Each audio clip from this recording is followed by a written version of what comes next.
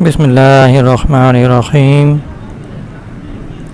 حضرت عبداللہ بن عبدالقاری رضی اللہ عنہ فرماتے ہیں کہ حضور صلی اللہ علیہ وسلم نے حضرت حاتب بن ابی بلتہ کو شاہ اسکندریہ مکوکس کے پاس بھیجا۔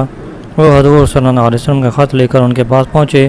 مکوکس نے حضور صلی اللہ علیہ وسلم کے خط کو چوما اور حضرت حاتب کا بہت اکرام کیا اور خوب اچھی طرح ان کی مہمان نوازی کی۔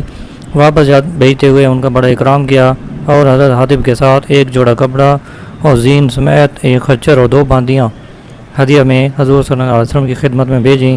ان باندیوں میں سے ایک ماریہ قبطیہ ہیں جو حضرت ابراہیم رضی اللہ عنہ کی والدہ تھیں، اور دوسری باندی حضور صلی اللہ علیہ وسلم نے حضرت محمد بن قیس عبدی کو دے دی تھی۔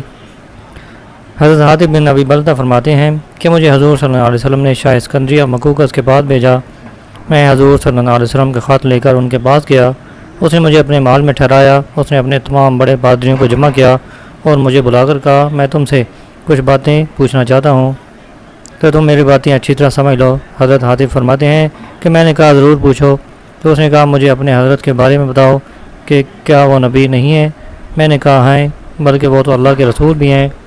اس نے کہا کہ جب وہ اللہ کے رسول تھے تو جب ان کو ان کی قوم نے ان کے شہر مکہ سے نکالا تو انہوں نے اپنی قوم کے لیے بد دعا کیوں نہیں کی؟ میں نے کہا کیا تم اس بات کی گواہی نہیں دیتے ہو کہ حضرت عیسیٰ اللہ کے رسول ہیں؟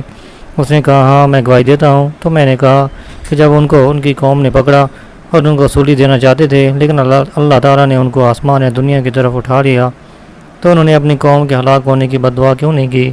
اس نے مجھ سے کہا تم تو بڑے عقلمند اور سمجھدار ہو، اور عقلمند اور سمجھدار انسان کے پاس سے آئے ہو، اور یہ چند ہدیے ہیں جو میں تمہارے ساتھ حضرت محمد صلی اللہ علیہ وسلم کی خدمت میں بھیج رہا ہوں، اور تمہارے ساتھ چند محافظ بھی بھیجوں گا جو تمہیں تمہارے محفوظ علاقے تک بحفاظت پہنچا کر واپس آئیں گے۔ چنانچہ اس نے حضور صلی اللہ علیہ وسلم کی خدمت میں 3 باندیاں بھیجیں، جن میں سے ایک حضور صلی اللہ علیہ وسلم کے صاحبزادے حضرت ابراہیم کی والدہ تھیں۔